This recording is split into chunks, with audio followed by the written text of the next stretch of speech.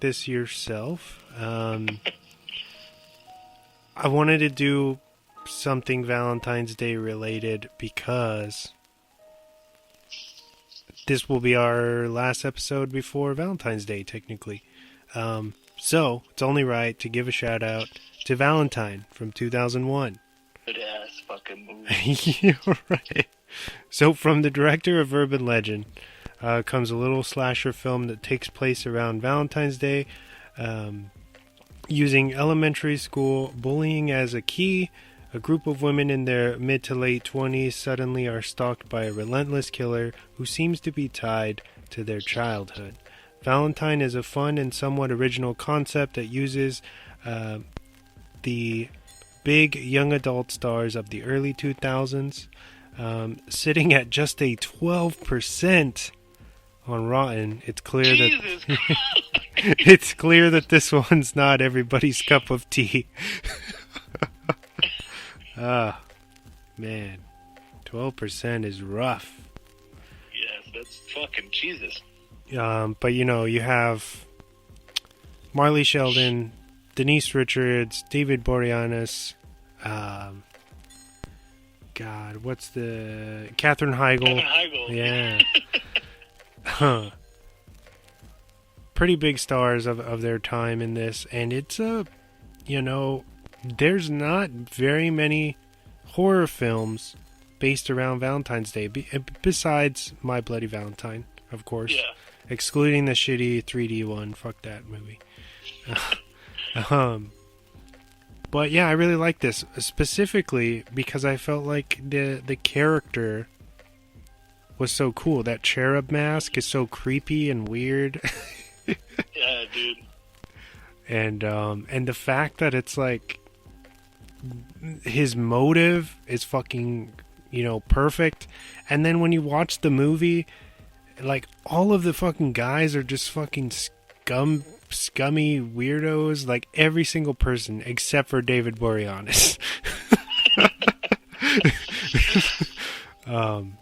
Great soundtrack, especially if you're into, like, remixes. They have a bunch of, they have, like, Rob Zombie, Deftones, Orgy, all of these bands from that time period, but remixed versions of popular songs. So it's a pretty rad,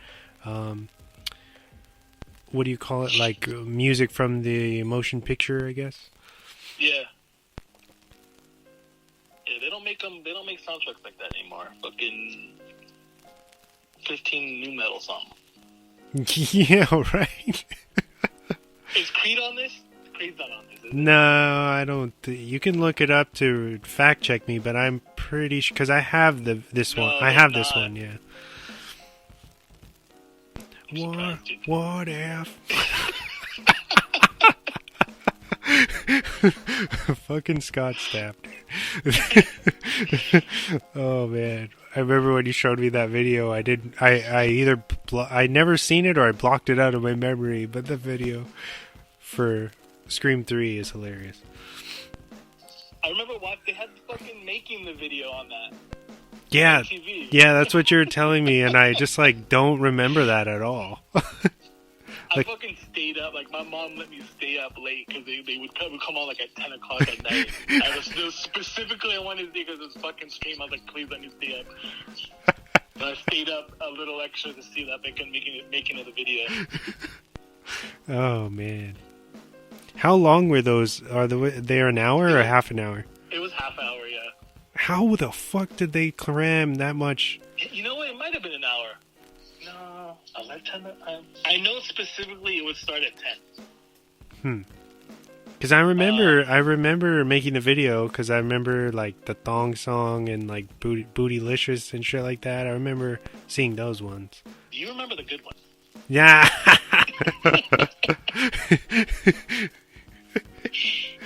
Oh man. But yeah, Valentine. It's streaming on Shudder. If you don't own it, for anybody out there listening, check it out. It's a good little slasher film. It doesn't get the recognition that it deserves. And I like anything that's kind of like low key anti bullying. Yeah. Yeah, dude, that's a good one. Not a lot of people. You don't see a lot of shit about that. No. Just within this last few years, it's been since Cavity Colors showed it some love and did some releases for it. You know, then everybody's like, "Oh yeah, it's okay to like this movie. It's not fucking, it's not fucking shameful anymore." Valentine is rad. Great kill scenes, by the way. Moving on, I wanted to give some love to another underrated film, 187 from 1996, starring Samuel L. Jackson and a very young Clifton Collins Jr., who I feel is an underrated actor himself. He's kind of like John Bernthal, where he's in a lot of stuff, but as a supporting character. But he's always... Wasn't he in... I swear I just saw him in something that he's literally in it for like 2 seconds. Did we talk about Brothers? Did we do that episode together? Yeah, that's fucking what it was. Yeah, that was an episode. Yeah. Yeah, he's in Brothers for like 5 seconds. That's right. He's also in Boondock Saints 2, where he takes over for Rocco, and he's rad in that one. But yeah, so 187 spins the story of a teacher who is brutally assaulted by a student, which ultimately forces him to relocate to a Los Angeles school, where he is again targeted by a group of youths. But this time, he takes a stand against them. Sitting at a disappointing 30% on Rotten, what the fuck? The conclusion to this film alone should have earned it a higher rating. You know, like I said on a recent post I did, I feel like this film follows a familiar formula of the public high school, you know, system. But what this one does is I feel like it's grounded in more so in reality and not giving a fuck about having the happy ending. You know what I mean? Yeah.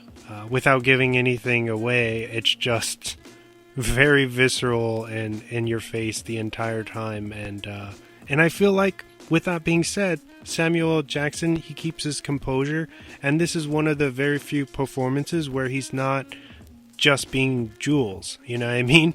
He's just, you know, he's on another level, and I feel like super relatable as far as, you know, teachers, just in general, they don't get the credit they deserve, the salary they deserve. You know, a lot of teachers are tormented, maybe not to this level, but, you know, it's crazy. Yeah, dude, yeah, no, definitely. Teachers, they get the shit under the stick a lot of times, and they gotta put up with a lot. And, you know, when you compare it to films like, what are some? Dangerous Minds, Freedom Riders, Substitute, you know, like, all of these films, I feel like they kind of pale in comparison to this one, you know? And even the kid actors in this are great. And it's kind of scary. Where you're just like, whoa. What the fuck? Yeah, if you haven't seen that film in a long time or at all, I feel like a lot of people don't know about this movie at all. You can check it out free on Tubi right now. With ads, of course, but it's free. Who cares? 187. So good. What else do I have for you? 2 more. Another one for February, gotta throw it out. True Romance, of course. Hell yeah. Which is possibly the greatest love story ever told. Written by QT and directed by the late Tony Scott, R.I.P., starring Christian Slater and Patricia Arquette. Clarence and Alabama are on the run from the mob after accidentally getting entangled with the drug world. Smartly written, outlandish, and a total blast. Big shout out to Gary Oldman, Brad Pitt, and the late James Gandolfini. It sits proudly at a 93 on Rotten currently. I mean, it's Tarantino, but like, I think that movie is something that's like you don't really hear a lot or see a lot of people talk about. One of the Tarantino movies, it just kind of gets people forget about a lot, and it's fucking awesome. Yeah, it's one of the best. It's fucking it's insane. I mean, you have Gary Oldman telling Christian Slater, "I didn't know it was White Boy Day." Which always confused me because I'm like, isn't Gary Oldman like super fucking white?